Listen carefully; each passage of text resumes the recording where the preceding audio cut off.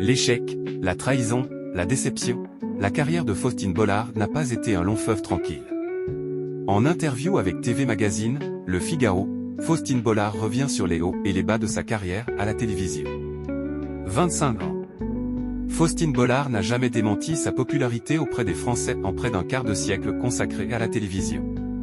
Ça fiche un coup de vieux, s'en amuse l'animatrice dans un long entretien publié par TV Magazine, Le Figaro, ce jeudi 24 juillet 2025. Elle ajoute « Je ressens néanmoins une grande joie, car je n'ai jamais voulu faire autre chose que ce métier.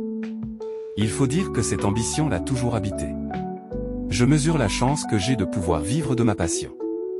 Et quand le rythme s'accélère, je me le rappelle bien volontiers », complète la compagne de Maxime Chatham qui dresse ensuite le bilan de sa carrière, entre bons et mauvais moments. Faustine Bollard, cette formidable école de la vie, ces 25 années ont été riches d'enseignements pour Faustine Bollard. L'animatrice découverte dans Vivement Dimanche confirme, ce métier est une formidable école de la vie. Elle poursuit, j'y ai connu l'échec, la trahison, la déception, mais surtout l'amitié, la reconnaissance qui rassure et la remise en question qui fait grandir. L'animatrice fidèle à France 2 depuis 20 ans cite Patrick Sabatier comme une inspiration majeure. Il avait ce don pour créer des moments intimes sur des gros plateaux de variété. Je pense souvent à lui quand je présente la boîte à secrets, confie-t-elle à nos confrères, mentionnant également Michel Drucker, un géant, tout simplement, ainsi que Serge Lama. Je peux vous dire que j'étais fier comme une petite fille. Faustine Bollard, quels sont ses pires souvenirs de télévision?